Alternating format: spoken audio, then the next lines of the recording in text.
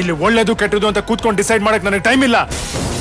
ಮಸ್ತಾನ ಯಾರು ಗೊತ್ತೇನೋ, ಬೆಂಗಳೂರಿಗೆ ದೊಡ್ಡದಾದ ಅಂಡರ್ ವರ್ಲ್ಡ್ ಡಾನು. ಇಮ್ಮಿಡಿಯೇಟ್ ಆಗಿ ಊರಿಗೆ ಹೊರಟ್ಬಿಡೋ. ನಿನಗಾಗಿದ್ದ ಆಕ್ಸಿಡೆಂಟು ಅನ್ಫಾರ್ಚುನೇಟ್ ಆಗಿದ್ದಲ್ಲ, ಯಾರೋ ಬೇಕು ಅಂತ ಮಾಡಿಸಿರೋದು.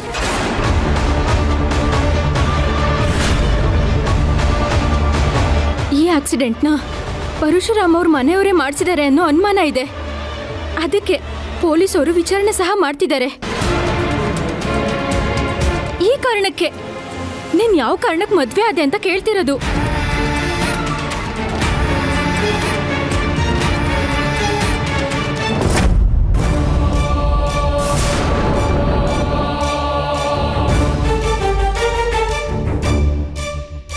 ನೀವಿಬ್ರು ಮದ್ವೆ ಆಗೋದಕ್ಕೆ ಏನ್ ಕಾರಣನೂ ನನಗೆ ಗೊತ್ತಿಲ್ಲ.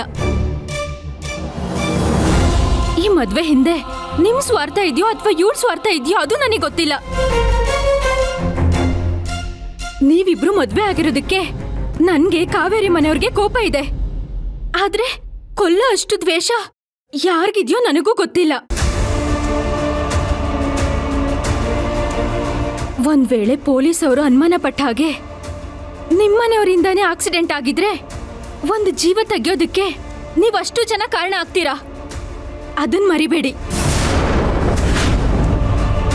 ಒಂದ್ ವೇಳೆ ಕಾವೇರಿನ ಕೊಲ್ಲೋಕೆ ಅಂತ ಆಕ್ಸಿಡೆಂಟ್ ಮಾಡಿಸಿದ್ರೆ ಕತೆ ಇಲ್ಲಿಗೆ ಮುಗೀತು ಅಂತ ಅನ್ಕೋಬೇಡಿ.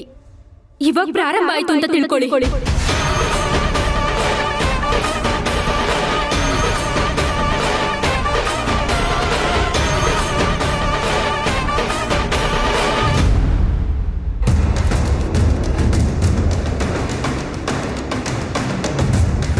ಕಾವೇರಿ ಯೋಗ್ಯತೆಗೆ ತಕ್ಕ ಬಹುಮಾನನ ಕೊಡ್ತೀನಿ. ನಮ್ಮ ದಾರಿಗೆ ಅಡ್ಡ ಬರದೇ ಇರೋ ಹಾಗೆ ಮಾಡ್ತೀನಿ.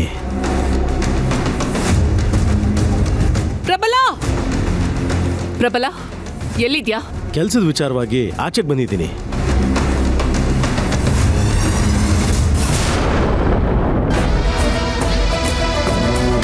ನಿಮ್ಮ ಫ್ಯಾಮಿಲಿಲೇ ಯಾರಾದರೂ ಒಬ್ರು ಆಕ್ಸಿಡೆಂಟ್ ಯಾಕೆ ಮಾಡಿಸಿರಬಾರ್ದು?